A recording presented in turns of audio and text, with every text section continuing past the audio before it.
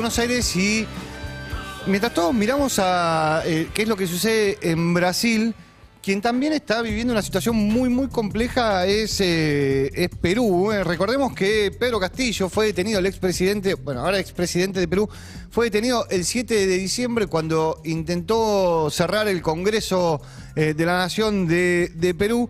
Asumió Dina Boluarte.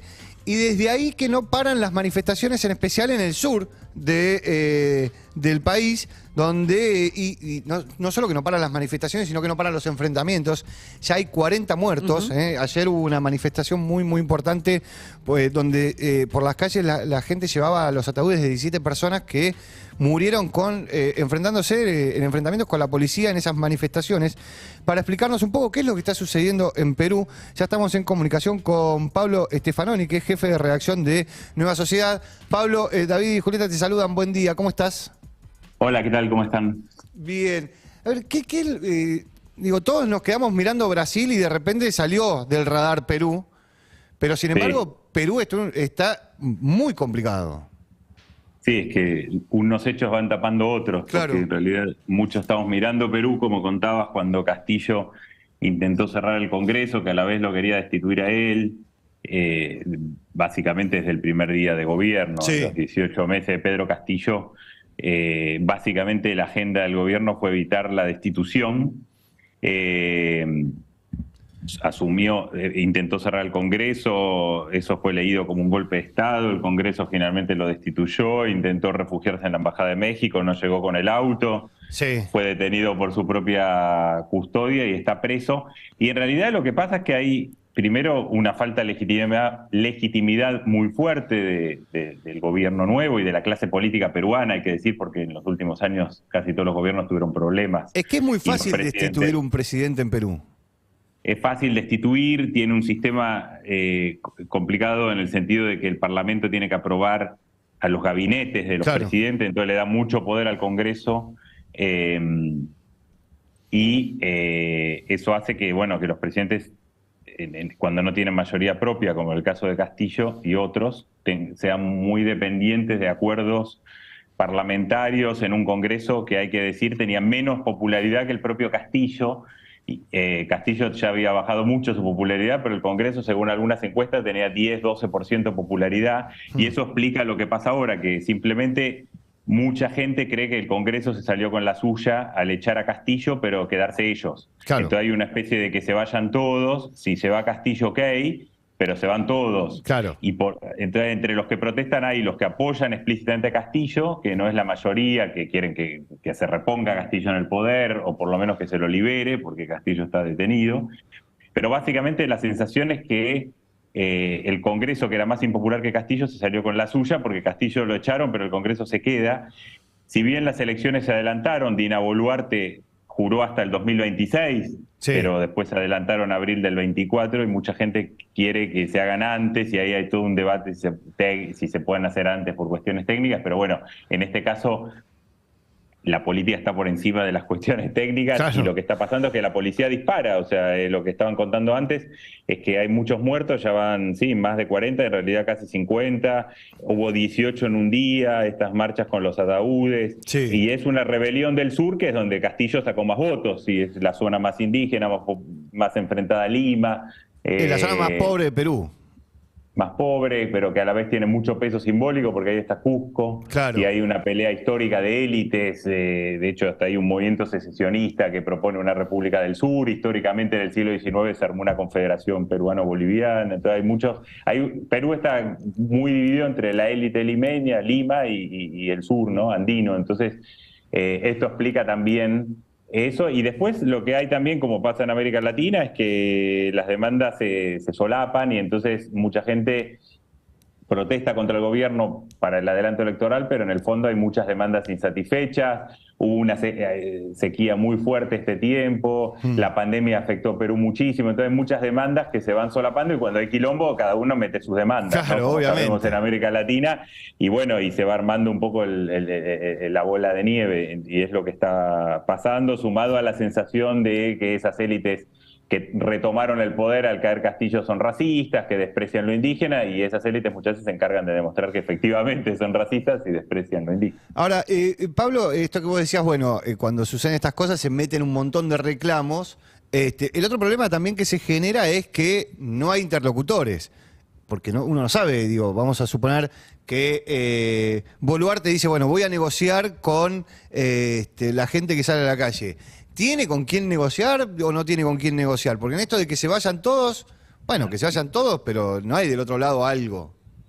Sí, ahí lo que normalmente se negocia no esa gran paraguas que sería como el rechazo al sistema político, sino, bueno, esto que mencionaba antes de las demandas más concretas, Claro. ¿no? Es decir, bueno, hay muchas zonas campesinas que se están revelando también porque tienen problemas la sequía les generó problemas de ingresos, hay muchas cuestiones que sí el gobierno podría abordar, pero bueno, requeriría una cierta ingeniería, interlocutores, no solo del lado de los movimientos sociales, sino también del gobierno que recién se formó, y que bueno, muchos lo que dicen es que en realidad la presidenta Dina Boluarte está tratando de resolver con la represión algo que se tendría que resolver con el diálogo, aunque ese diálogo sea complicado, porque si los muertos siguen subiendo, Claro. es posible que el gobierno tenga problemas. De hecho, ya la Fiscalía inició una investigación contra la presidenta y sabemos que en Perú los presidentes tienen alta probabilidad de terminar presos, ¿no? Sí. Entonces, y en los casos extremos como el de Alan García, que se suicidó, un líder político muy importante en la historia peruana, que se suicidó antes de que la policía entrara a la casa. O sea, es bastante trágica la historia de los expresidentes peruanos en los últimos 10 o 15 años. Entonces, pero en el fondo está la crisis del sistema político, Claro. los partidos que se implosionaron, no hay cómo, incluso si hubiera elecciones, es probable que también surgiría un gobierno problemático, porque los partidos están muy destruidos y los liderazgos políticos también. Y bueno, vimos en estos años que uno de los grandes liderazgos era el de Keiko Fujimori, la hija de Fujimori y de Alberto Sí. Fujimori, que casi llega al gobierno durante 3 elecciones, perdió por la mínima, ¿no? Pablo, buen día, soy Julieta Roffo. Recién Hola, Julieta. hablabas de que la Fiscalía ya está investigando a Dina Boluarte. De hecho, entiendo que la investiga por el presunto delito de genocidio. ¿Cómo es ese proceso judicial?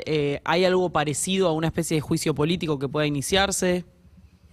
Bueno, por ahora lo que yo vi es la investigación de la Fiscalía. Obviamente después requeriría que el Congreso actuara. Por ahora ella tiene el apoyo, logró tener el apoyo de las fuerzas ubicadas más a la derecha. De hecho, el otro día el Congreso avaló, aprobó el nuevo gabinete con en Perú una especie de primer ministro, que ahora es Alberto Orátola, y logró el voto, ¿no? Entonces el gobierno se basa mucho ahora en el ala derecha del sistema, de los partidos, ¿no? Del Parlamento, y si avanzara la investigación de la Fiscalía, bueno, había que ver hasta dónde ella mantendría ese apoyo, y si sigue habiendo muertos, hay un tema que no es solo judicial, sino político, Claro. ¿no? Claro.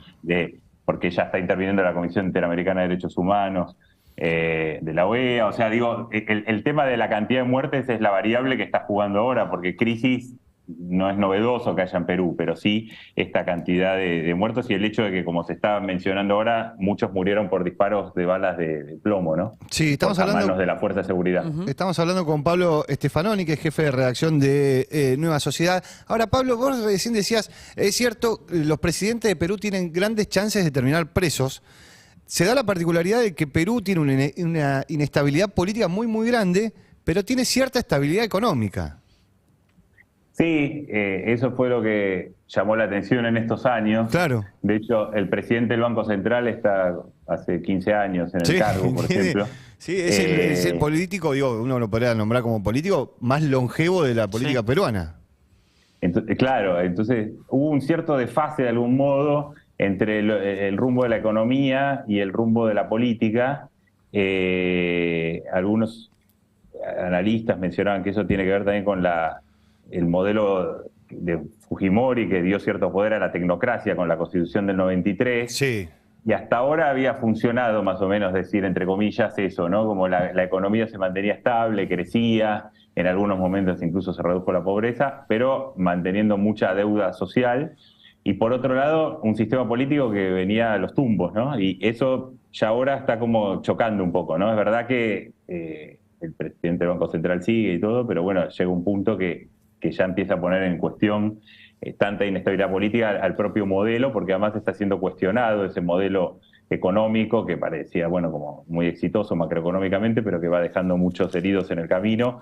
Y lo que vemos, el triunfo de Castillo, Sí.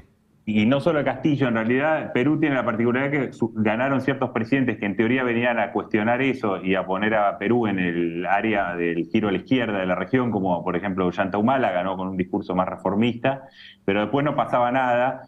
Y en parte posiblemente eso tiene que ver con el poder de las élites Claro. y de la tecnocracia, que puso muchos límites a gobiernos que además no tenían mayoría parlamentaria, una serie de cosas, ¿no? Y Castillo fue el último intento de cambiar eso. Entró con un discurso que cuestionaba mucho eso, fue un triunfo muy sorpresivo. Hay que recordar que Castillo hasta la última semana de la elección estaba fuera del radar, o sea, cuando ganó la CNN ni tenía foto, tardó un rato en poner la foto. Claro. O sea, Era un en la sindicalista. pantalla. Castillo era un sindicalista de los maestros rurales del sur del país.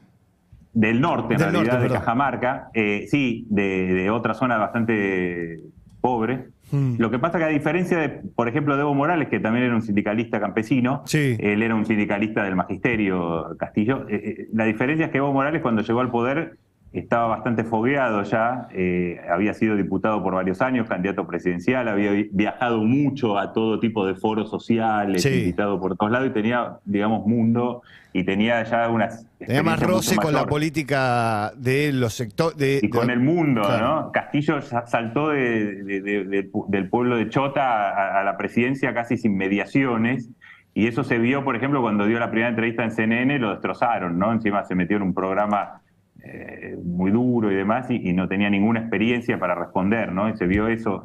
Fue un presidente que nunca le encontró la vuelta, por decirle así, se terminó rodeando de círculos muy opacos. Sí. Fue un poco como dice el libro argentino sobre Cámpora, el presidente que no fue, ¿no? Claro, totalmente. Un presidente que generó expectativas, pero que nunca se sintió, de algún modo, nunca se pudo hacer con el gobierno, ¿no? Nunca se lo vio realmente, hasta incluso hay algo simbólico, empezó con un sombrero que siempre aparecía con un gran sombrero de su región, Sí. y en un momento se lo intentó sacar y empezó a usar traje y demás como para ver si le encontraba la vuelta a una estética, y no, obviamente no funcionó ese giro estético tampoco, y terminó en una situación muy complicada porque no logró llegar a la Embajada de México donde se quería No, lo detuvo su propia refugiar. custodia. Ya, eso. Entonces se vio la improvisación de más de su gobierno porque no pudo ni siquiera llegar a unas cuadras del Palacio Presidencial, ¿no? Entonces, bueno.